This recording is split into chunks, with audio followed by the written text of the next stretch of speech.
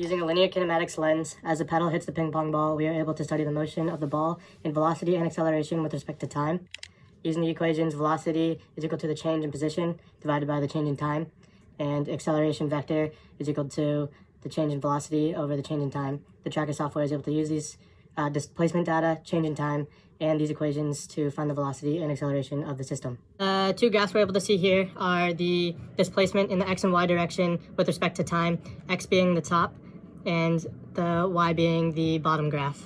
Here you can see the data points for time, displacement in the x direction, displacement in the y direction, and using the equation stated before, the tracker software was able to find the velocity and acceleration of each coordinate point. We're able to see the vector sum of the acceleration over time as the ball moves along the path. I'm going to be talking about the energy of the ball throughout its travel.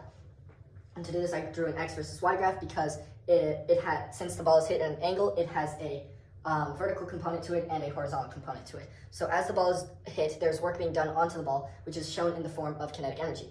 As the ball rises, the vertical component of the kinetic energy, the vertical velocity, will diminish because of the force of gravity acting on it. But there is no force acting on the horizontal component to it, so the horizontal velocity and therefore the horizontal kinetic energy will remain the same throughout this entire equation. But as the ball reaches its peak, because there's force of gravity pulling down on it, all of that kinetic energy, vertical kinetic energy, will be transformed into gravitational potential energy. And then after its peak, it will fall back down, being converted back into kinetic measurements and conversion factors. We found all of the data and we plugged it into our drawing, and then now we can start actually doing calculations. And so first we have to find the velocity to find the kinetic energy with it. And you can find the velocity is equal to change in x over change in t, and we can find the vertical velocity, the horizontal velocity, and the total velocity. The total velocity you find by using Pythagorean theorem and plugging in 0.28 meters and 0.33 meters into the equation to get a final value of 0.433 meters. And then you find that the vertical velocity is 1.26 meters per second, the horizontal velocity is 1.5 meters per second, and the total velocity is equal to 1.96 meters per second. So from here we can calculate the total kinetic energy. Kinetic energy total is equal to 1/2 mv total squared. Is equal to 1/2, and we know the mass of the ball, the ping pong ball, is 0.0027 kilograms times 1.96 meters per second. Find that value to be 0.0052 joules. And then we can find the kinetic energy of the horizontal component and the vertical component by just plugging in the values to the formulas. And you find that the horizontal kinetic energy is 0.003 joules. And this stays relatively the same throughout the entire motion of this ping pong ball, because there is very little change in velocity because there is no extra forces changing it. And then we find the kinetic energy of the vertical component to be 0.0021.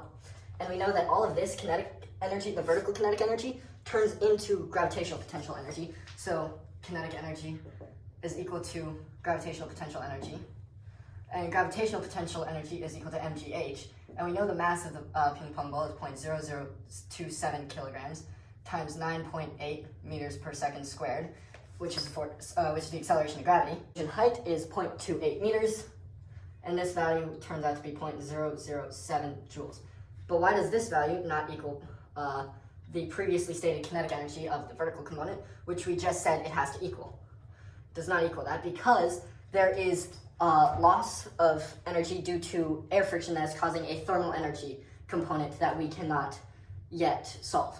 So that is why the numbers do not add up. We will analyze the energy after the ball has hit its peak, and to do that we need to use the Pythagorean theorem, and we find that the distance it traveled is 0.691 meters, and we can use our velocity formula, 0.691 meters over 0.34 seconds, because that's the time from when it hit its peak to when it hit the ground, and we find 2.03 meters per second. We use our kinetic energy formula, and we find that the final kinetic energy is equal to 0.0056 joules. But this is greater than the initial kinetic energy, but energy cannot be created or destroyed. But we find this extra energy because it dropped from a greater height.